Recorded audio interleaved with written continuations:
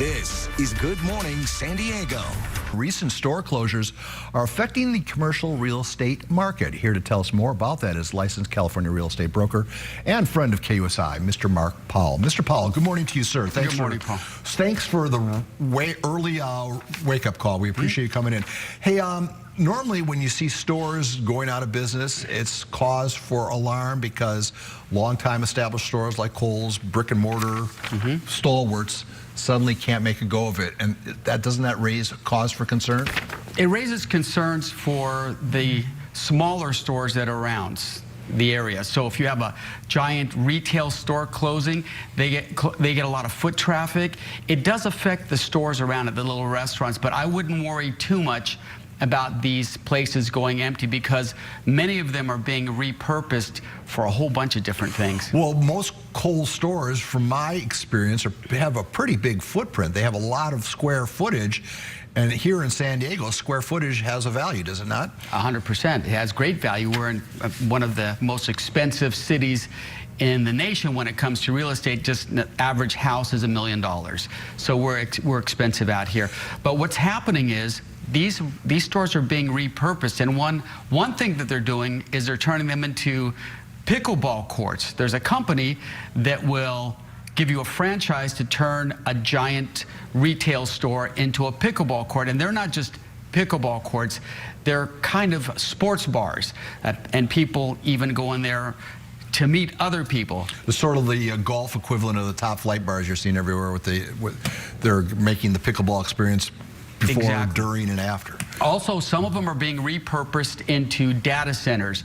You know, with the AI coming up, they need a lot of power for computers. Well, these stores will have the electricity that they need to run multiple computer systems. So you'll see them being repurposed into data centers, but I wouldn't really worry too much about them going vacant for too long. But the reason why they're going vacant is because many people are doing online shopping. They're just opting to get something through Amazon. Now, Amazon has built massive buildings in San Diego to house the products, called distribution centers. That's why when you order something and at 8 in the morning and at noon it's in your front yard, you're like, how do they know? How to get there? They actually have algorithms that know what people want to buy. So they'll just stock their warehouses with those supplies and they'll send them right to your house.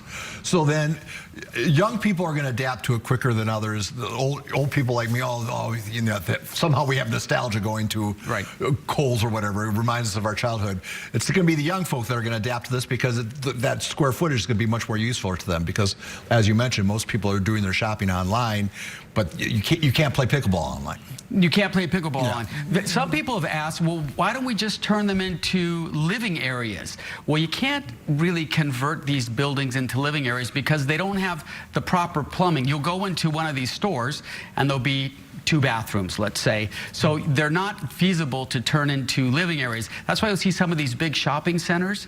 They're going to tear them down, like Costa Verde, Horton Plaza. It's cheaper to tear them down and rebuild than just try to repurpose them into some type of a condo complex. Well, that has its own pushback from anybody who's in the neighborhood who doesn't want to have the congestion of parking on the street, or, you know, as everybody is familiar with the housing shortage we have here in San Diego and the homeless crisis. No, well, people are always, no one wants that in their backyard. Nobody wants it in their backyard, but they want the prices to go down, so you have to have one to have the other. But the thing that is most, I guess, worrisome is you drive down the 8, or excuse me, with the 15, and you see the big Fry's building, that massive building that has been sitting idle for how many years now? It's been a long time. Yeah, you're convinced those buildings won't sit idle for long. They're going to be repurposed in the very near future. Well, 2 things are going to happen. That could either be repurposed or they're going to scrape it and build something different. But there's a high probability that they'll do it.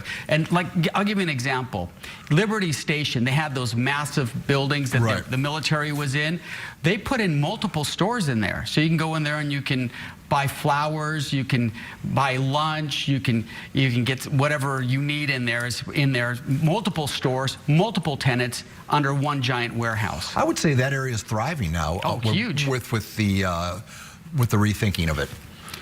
I mean, you can, like you said, you can do, you know, from that little center where I'm over there a lot, over by the Rock Church Center. It's just brilliant. It's packed. Yeah. Sometimes it's hard to even get in there. Exactly.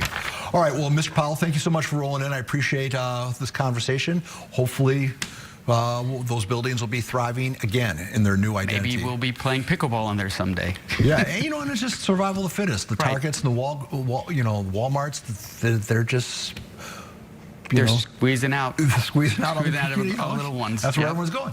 All right, Mark, let's get a quick check of your morning commute. We go to Diane Tuazon over by the traffic wall. Please, Diane. We would call that mixed-use residential, right, Thank Mark? you very much. Thank you very much. Like what they're trying to do with Horn Plaza. There you go.